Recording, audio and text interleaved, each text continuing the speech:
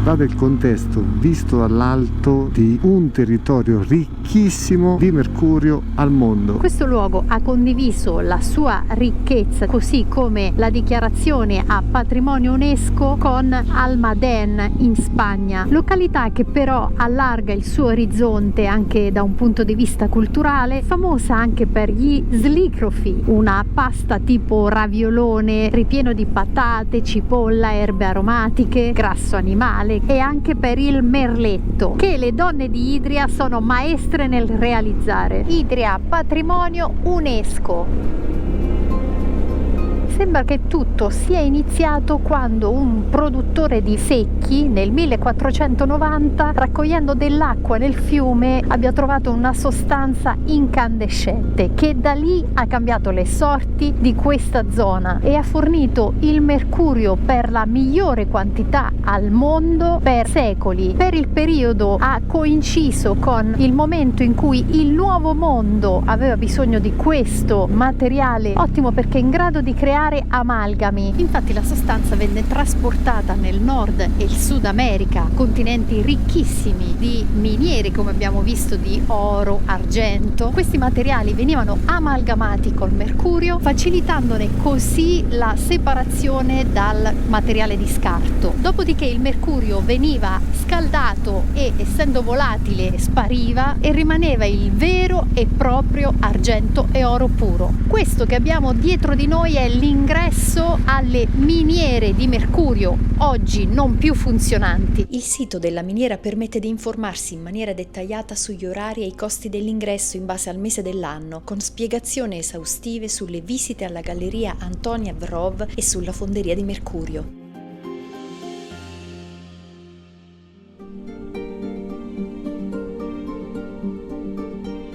Da Idria scendiamo verso Postumia. Ho acceso la telecamera solo ora, ma vi posso garantire che da circa 10 minuti la strada è spaziale. C'è solo una piccola accortezza: i limiti sono di 50 km/h, quindi assolutamente bisogna fare attenzione, perché qua in Slovenia non si scherza sotto questo punto di vista.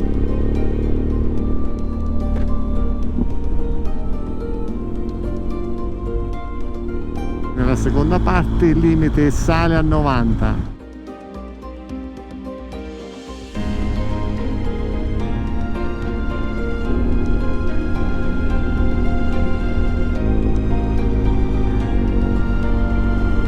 La zona che stiamo attraversando ora è soprannominata Carso Verde, sul cui terreno l'acqua penetra nel sottosuolo creando appunto fenomeni carsici. È quello che si è verificato poco lontano da qua, nella cosiddetta Postojna o Postumia in italiano, con la creazione di un sistema di grotte grazie al fiume Pivka. A proposito di Guinness dei primati, il luogo dove vi vogliamo condurre oggi è il castello rupestre più grande al mondo. Siamo appena entrati nella cittadina di Prediama. Sono rimasti 300 metri per il parcheggio, così vediamo tutti insieme come bisogna fare per la visita al castello. Penso che il castello sia qua. Ci ha azzeccato, ragazzi. Qua c'è il parcheggio per le nostre moto. A pochi metri dal parcheggio si può accedere al Prediama Grad. Qui si fanno i biglietti d'ingresso. Il castello è stato costruito all'imboccatura della grotta ad un'altezza di 123 metri.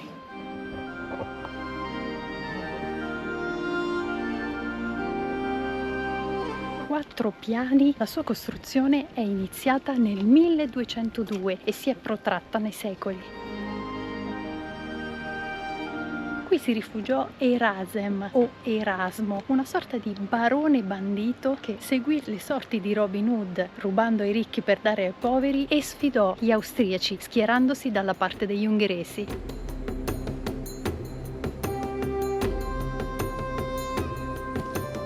Il sistema di passaggi all'interno delle grotte alle spalle del castello è lungo 14 km.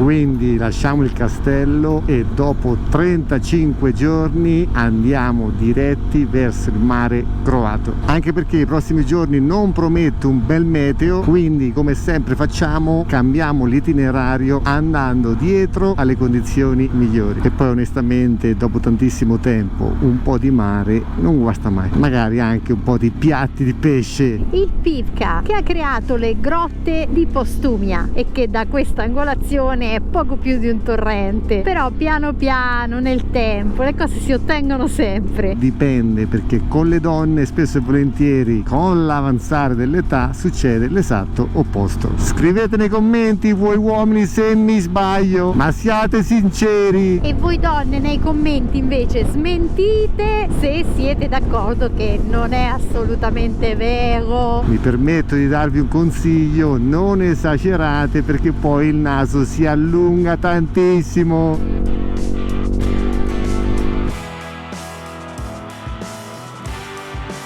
Siamo a Ilirska Bistrica. Perro all'attacco, ce l'ha con tutti, per me ce l'ha col nostro rumore.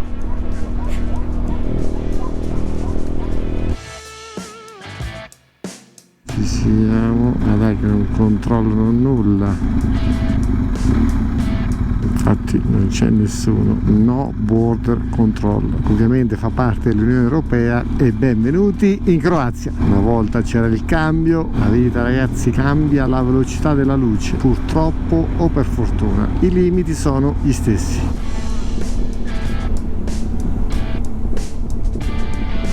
Gli stessi tranne in queste strade qua dove il limite è di 80 invece di 90, ovvero nelle strade extraurbane.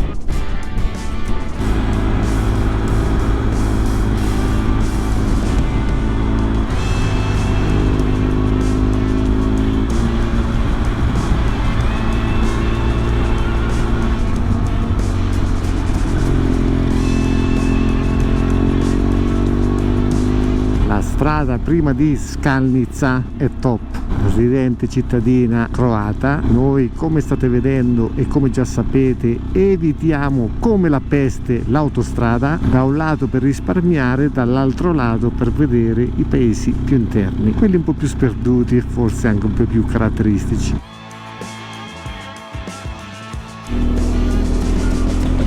E davanti a voi, ora lo possiamo dire, ecco l'Adriatico. Qua in fondo dovrebbe essere fiume Rijeka in lingua croata.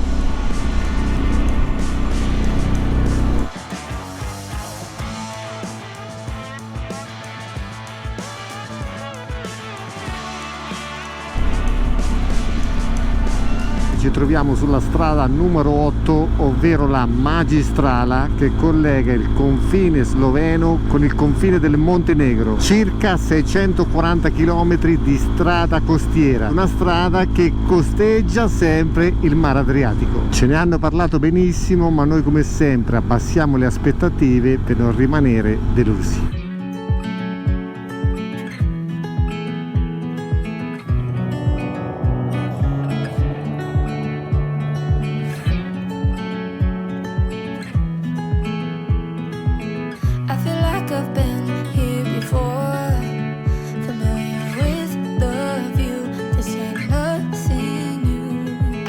Sarà l'ora del giorno, sarà che è il nostro mare, sono immagini paradisiache.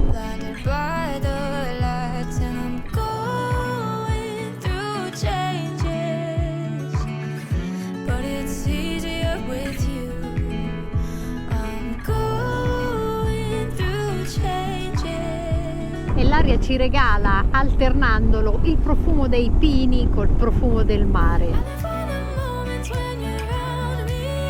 Più si scende più diventa brulla, ma al tempo stesso bella. Peccato per il meteo che non è il massimo, soprattutto per la luminosità, però ci sono 26 gradi ed il mare è calmissimo. Pensate che sensazione, la sentite? È la classica sensazione dell'estate. Poi quando i limiti finiscono e abbiamo i 90 km/h ci si diverte tantissimo, perché la strada è super tortuosa e l'asfalto è messo veramente bene. numeri alla mano, non ce la faremo a prendere il traghetto per l'isola di Rab per 4 minuti, perché l'ora di arrivo sono le 18:34 e non voglio esagerare con la velocità, quindi speriamo che il traghetto faccia un po' ritardo. Guarda un po' in lontananza se sta partendo, con qualche segnale di fumo lo fermiamo, ci fanno ciao ciao. Per quanto siamo fortunati, io penso che magari avranno aspettato di riempirlo un po' di più, purtroppo quando arriviamo noi sarà troppo tardi. Non sappiamo neanche come funziona il ticket, nel senso se dobbiamo farlo, se si sale al volo e poi si paga direttamente in nave, quindi siamo proprio fuori orario massimo.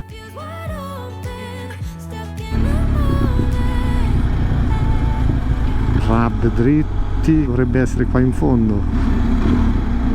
È già partito, eccolo là. Prossimo alle 7:30. Allora, aggiornamento perché potrebbe essere interessante, a parte che sono stracotto, forse dobbiamo fare una settimana di mare per riposarci un po', qualcuno sicuramente si metterà a ridere perché siete in vacanza, tra virgolette, dovete anche riposarvi, ragazzi, siamo stracotti. Detto questo, bisogna fare il ticket prima di salire, 4,20 € a persona, 16 € circa la moto. Comunque abbiamo pagato 2 persone e una moto, 26,80 €. Scusate, aggiornamento velocissimo perché c'è stato un errore, praticamente ci hanno fatto il biglietto come se andassimo con l'auto, da 16,20 € a 7 €, la differenza è tanta, quindi 2 persone e una moto 15,40 €. Ci faranno lo storno. La cosa positiva è che ora sappiamo sia il prezzo per l'auto che il prezzo per la moto. L'attesa è stata veloce, ecco il traghetto di ritorno, moto in pole position. Comunque secondo noi sto bastardo ci ha provato, quindi se venite da queste parti fate attenzione. La verità è che ci ha visto arrivare, quindi è difficile sbagliare, magari invece ha premuto il tasto sbagliato senza rendersene conto. Occhi aperti.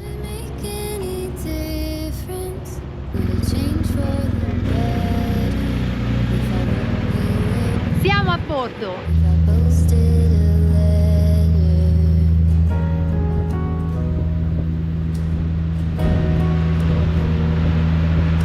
Pronti a scendere.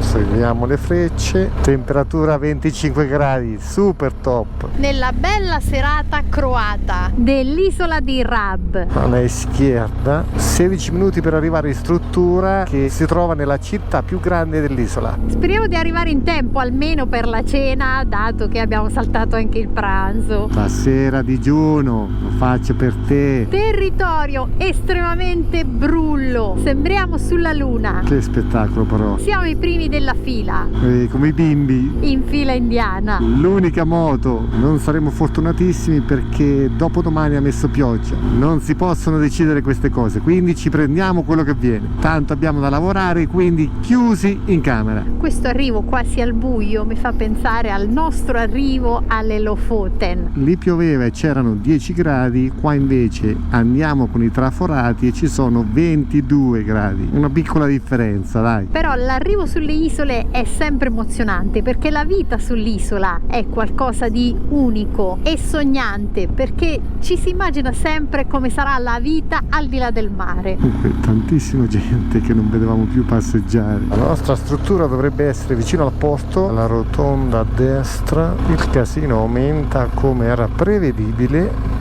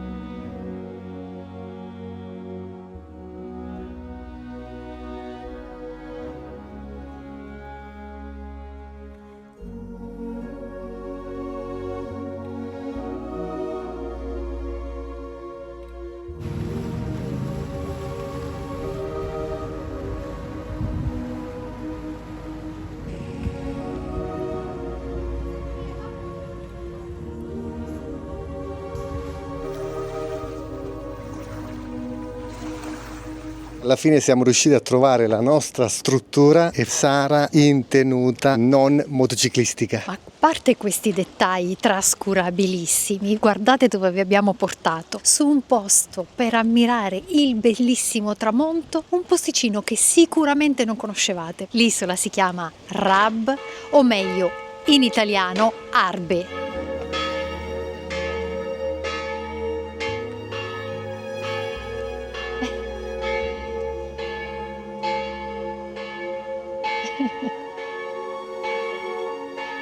E tenetevi comunque pronti ad altre incursioni, perché qui a Rab ci sono addirittura 4 campanili. Ora preparatevi per questo spettacolo.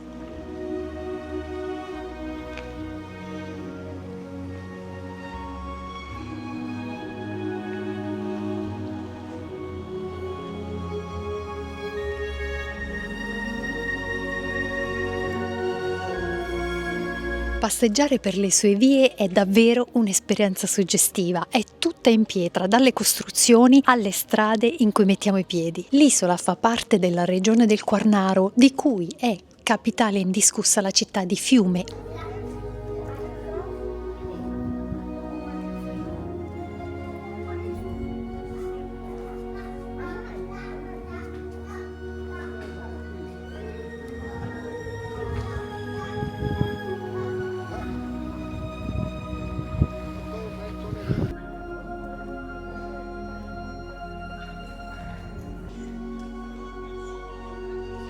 Fiume che in croato si dice rijeka. Abbiamo inoltre imparato dobro, e cioè bene, allora, e hvala, grazie. Terra conquistata dagli Illiri prima, dai Romani poi e infine venduta a Venezia, la Serenissima. Era una terra di agricoltura, di allevamento e qui si otteneva del sale, i cui guadagni finivano sempre nelle casse della Serenissima.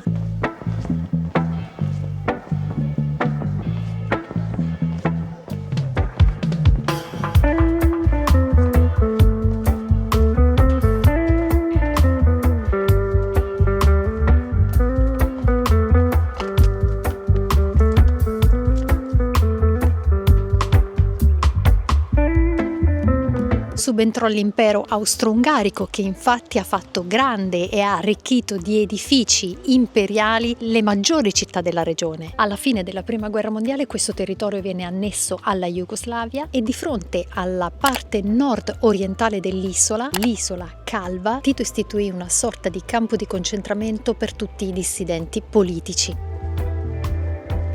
All'interno di quello che potremmo definire il centro storico c'è un parco pazzesco per rilassarsi, ma adesso guardate dove i Frank Zapfer vi portano. La scala per il paradiso. In senso contrario, verso il basso.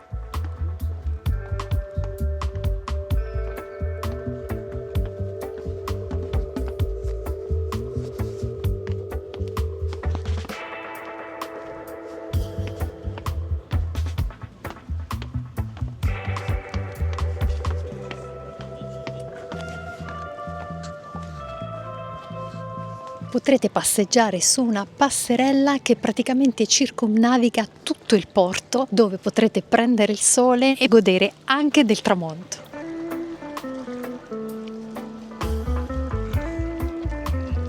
Questa lunga passeggiata fa godere degli odori e dei profumi sprigionati dalla macchia mediterranea e dai pini marittimi. Ma c'è un altro odore che caratterizza l'isola, e cioè l'odore della cucina mediterranea e della specialità del posto, naturalmente pesce.